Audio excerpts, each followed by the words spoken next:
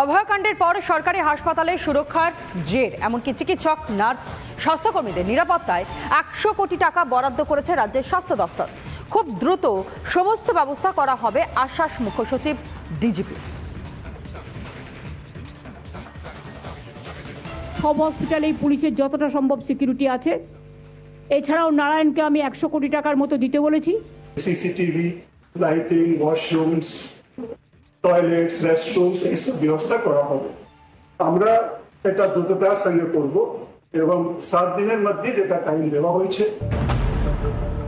আরজিকরে অভয় ধর্ষণ ও খুনের পর থেকেই তোলপাড় গোটা রাজ্য। কর্মস্থলে সুরক্ষার দাবিতে লাগাতার কর্মবিরতি চালিয়ে যাচ্ছেন জুনিয়র ডাক্তাররা। এই প্রেক্ষাপটে সুপ্রিম কোর্টের কথা মতো ডাক্তার নার্সদের নিরাপত্তায় আরও ব্যবস্থা নেওয়ার কথা জানালো রাজ্য সরকার। প্রথমে মুখ্যমন্ত্রী ঘোষণা করলেন 100 কোটি টাকা বরাদ্দের। এর কয়েক ঘন্টার মধ্যেই বৈঠক করলেন মুখ্য সচিব, ডিজিপি, সিপি, স্বাস্থ্য সচিব সহ প্রশাসনের শীর্ষস্থানীয় কর্তা ব্যক্তিত্ব। তারপরেই মুখ্য সচিব মনোজ পন্থের ঘোষণা, 1 সপ্তাহের মধ্যে নেওয়া হবে যাবতীয় ব্যবস্থা। অনেক হসপিটালসে, মেডিকেল কলেজে প্রাইভেট সিকিউরিটিও আছে, যাদের আমরা আরো স্ট্রেংথেন করছি এবং আরো নতুন যারা সিকিউরিটি পার্সন ওদেরকে এনগেজ করার ব্যবস্থা করা হচ্ছে। শুধুমাত্র সিসি ক্যামেরা বা পর্যাপ্ত আলো বসানোই নয়, নিরাপত্তার স্বার্থে হাসপাতালে থেকে নেওয়া হচ্ছে পরামর্শ। আমরা অ্যাক্টিভলি যে সিকিউরিটির যেটা সিকিউরিটির মেকানিজম আছে ওখানে, ওর সঙ্গে এঙ্গেজ করব, ওটাকে স্ট্রেংথেন করব। আমরা সাজেশনও চাইছি, আমরা বেসিক্যালি নিচ্ছি সাজেশন অনেকগুলো হসপিটাল থেকে, স্টাফ থেকে, সার্কেল থেকে, সো দ্যাট আমরা ওই সিকিউরিটি এনভায়রনমেন্ট স্ট্রেংথেন করতে দেব। এরপরই জুনিয়র ডাক্তারদের কাজে ফেরার আহ্বান জানিয়েছেন মুখ্য সচিব। এখন দেখার আন্দোলনরত চিকিৎসকরা সেই আবেদনে সাড়া দেবেন কিনা। রিপাবলিক বাংলা। একেবারে স্পষ্ট বার্তা জুনিয়র চিকিৎসকদের, কাজে ফিরছেন না জুনিয়র চিকিৎসকেরা, কর্মবিরতি চলবে জানিয়ে দিলেন চিকিৎসকেরা। সুপ্রিম কোর্টের নির্দেশের পরও জারি আন্দোলন, 5 দফা দাবিতে অনড় জুনিয়র চিকিৎসকেরা। এবং আজ স্বাস্থ্য ভবনের ডাক দেওয়া হয়েছে, অর্থাৎ স্বাস্থ্য ভবন অভিযান। স্বাস্থ্য ভবনের সামনে ধর্ণা চিকিৎসকদের। যদি তাদেরকে স্বাস্থ্য ভবন পর্যন্ত পৌঁছতে দেওয়া হয় তাহলে তো ঠিক আছে, না হলে আগে যে লালবাজার অভিযানে অবস্থান তারা করেছিলেন ঠিক সেই রকম ভাবেই অবস্থান করবেন, প্রতিবাদ জারি থাকবে। একবারে স্পষ্ট বার্তা জুনিয়র চিকিৎসকেরা, আন্দোলনরত জুনিয়র চিকিৎসকেরা তারা দিয়েছেন। এবার সময় বেঁধে দেওয়া হয়েছে সুপ্রিম কোর্টের তরফ থেকে বিকেল 4টে, অর্থাৎ আজ বিকেল 5টার মধ্যে যাতে কাজে যোগ দেন, কর্মবিরতি তুলে নেন জুনিয়র চিকিৎসকেরা। যদি তা না হয় তাহলে পরবর্তী সময় যদি রাজ্য চায় তারা তাহলে ব্যবস্থা নিতে পারে। এবং এরপরই তড়িঘড়ি বৈঠকে বসেন জুনিয়র আন্দোলনরত চিকিৎসকেরা এবং পরবর্তী সময় তারা যে সিদ্ধান্তের কথা জানান যে তাদের যে 5 দফা দাবি রয়েছে সেই 5 দফা দাবি পূরণ করতে হবে এবং এই দাবিতেই অনড় রয়েছেন তারা। পাশাপাশি স্বাস্থ্য ভবন অভিযানেরও ডাক দিয়েছেন। শুনুন।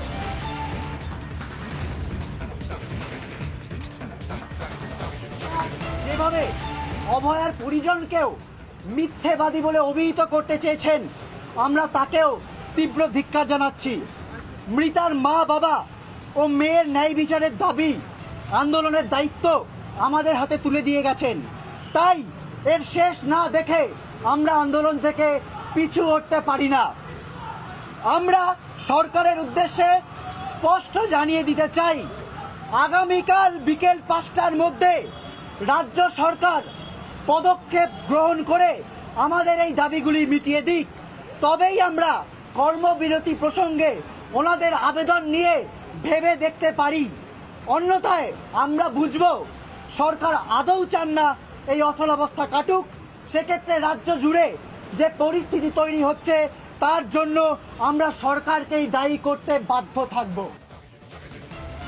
আমরা আমাদের 5 দফা দাবি সহ উপরোক্ত দাবিগুলোকেও সামনে রেখে সাধারণ মানুষকে যথাযথ চিকিৎসা পরিষেবা দিতে উপযোগী এক যথাযথ স্বাস্থ্য ব্যবস্থার জন্য আগামীকাল বেলা 12টা থেকে করুণাবয়ী থেকে স্বাস্থ্য ভবন অভিযানের ডাক দিচ্ছি।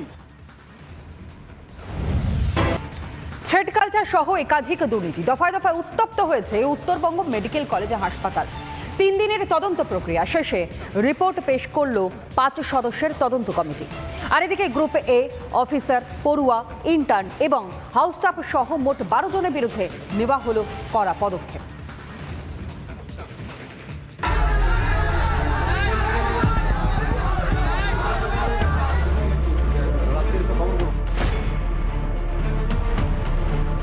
উত্তরবঙ্গ মেডিকেল কলেজে শেষ হলো তদন্ত প্রক্রিয়া শেষের পর তদন্ত কমিটি কিন্তু ইতিমধ্যে 12 জনের নাম প্রকাশ করেছেন, যারা কিন্তু বিভিন্ন রকম দুর্নীতির সাথে যুক্ত বলে তদন্ত কমিটি জানাচ্ছে। 12 জনের মধ্যে রয়েছেন 3 জন গ্রুপ এ অফিসার, তাদের প্রত্যেককেই ছুটিতে পাঠানো হয়েছে। সন্দীপ সেনগুপ্ত পদত্যাগী dean, Nilabja Ghosh RMO neuro medicine, Sudipta Shil পদত্যাগী সহকারী ডিন। গ্রুপ এ অফিসারদের নামে টু বি স্পেসিফিক অভিযোগ এসছে। কলেজ কাউন্সিল সিদ্ধান্ত নিয়েছে যে তাদের অ্যাডভাইস করা যে তারা আপাতত ছুটিতে চলে যাক। পাশাপাশি 3 জন হাই স্টাফ শাহিন সরকার, সাহিনুল ইসলাম, ঋতুরম্ভ সরকারের বিরুদ্ধেও কড়া পদক্ষেপ নেওয়া হয়েছে। অন্যদিকে কলেজ থেকে বহিষ্কার করা হয়েছে 3 জন পড়ুয়াকে। পাশাপাশি শিক্ষানবিশ চিকিৎসক সোহম মণ্ডলকেও সাসপেন্ড করা হয়েছে। কলেজ কাউন্সিল সিদ্ধান্ত নিয়েছে যে তাদেরকে আমরা ডিসকলেজিয়েট করব। পরবর্তী সিদ্ধান্ত না হওয়া অবধি ওদের আমরা ডিসকলেজিয়েট করব। যে ইন্টার্নদের নাম এসছে তাদের বেলা সিদ্ধান্ত নেওয়া হয়েছে যে তাদের সাসপেন্ড করে দেওয়া ইন্টার্নশিপ থেকে, মানে ওদের রেজিস্ট্রেশন গ্রান্ট করা হবে কিনা সেই ব্যাপারে যাতে মেডিকেল কাউন্সিল সিদ্ধান্ত নেয় আমরা ওদেরকে ব্যাপারটা জানিয়ে দেবো।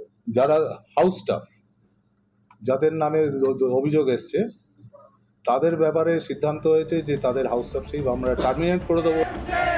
12 জনের বিরুদ্ধে কড়া পদক্ষেপের পাশাপাশি স্বচ্ছ ভাবমূর্তির 2 জনকে বসানো হলো নতুন পদে।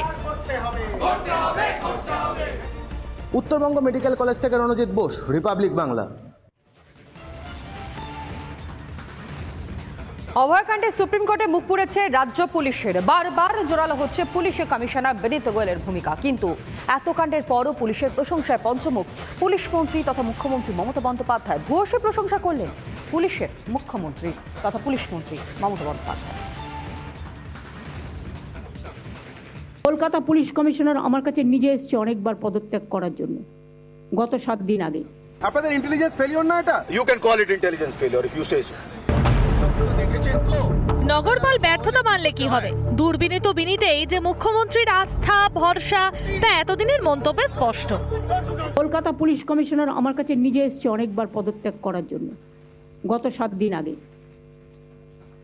সামনে পুজো, আপনারা এবার আমায় বলুন, ল অ্যান্ড অর্ডার লোকটাকে তো জানতে হবে যে থাকবে কোন পাড়ায় কোন পুজো হচ্ছে, পুজো কমিটিগুলো কি থিম করছে, কোথায় কি পুলিশ পোস্টিং আছে। এটা পুজোর সময়, কিছুদিন ধৈর্য ধরলে কি মহাভারত অশুদ্ধ হয়। আপনারা ঠিক করবেন, সবাইকে চেঞ্জ করতে হবে। যতটা বলছেন যতটা পারছি আমরা করছি। যে পুলিশ হাসপাতালে দুষ্কৃতীর তাণ্ডব আটকাতে পারে না, সেই পুলিশ নাকি সামলাবে পুজো। মঞ্চ থেকে মুখে বলেন মমতা বন্দ্যোপাধ্যায় তিনি নাকি চিকিৎসকদের পাশে আছেন, অথচ কাজের বেলায় উল্টো সুর। আদবে চিকিৎসকদের দাবি স্লোগান কিছুই পৌঁছয়নি মুখ্যমন্ত্রীর কান পর্যন্ত। কলকাতা পুলিশ কেস হাতে পেয়েছিল মাত্র 72 ঘন্টা, তার মধ্যে 24 ঘন্টা চলে গেছে। 24 ঘন্টা কেন বলবো, হ্যাঁ 24 ঘন্টা তো বটেই চলে গেছে পোস্টমর্টেম এবং ক্রিমেশনের প্রসেস করতে। পুলিশ কি কি করেছে 24 ঘন্টার মধ্যে? 12 ঘন্টার মধ্যে দোষীকে গ্রেপ্তার করে। ওইটুকু সময়ের মধ্যে যতটুকু ইনভেস্টিগেশন করার সুযোগ পেয়েছে, এবং আমি যতটুকু জানি সিপি নিজে,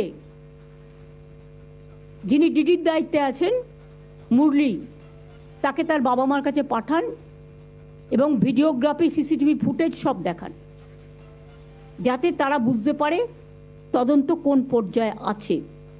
কারণ তদন্ত চলাকালীন সবটা বাইরে বলা যায় না। আসলে মুখ্যমন্ত্রী হয়তো ব্যস্ত নিজের কুর্সি বাঁচাতে। অভয়া কাণ্ডে যখন তোলপাড় বাংলা, তখন পুলিশকে মুখ্যমন্ত্রীর এত দরাজ সার্টিফিকেট বোধহয় আরও একবার শক্তি জোগালো প্রতিবাদের বাঁধন শক্ত করতে। রিপাবলিক বাংলা।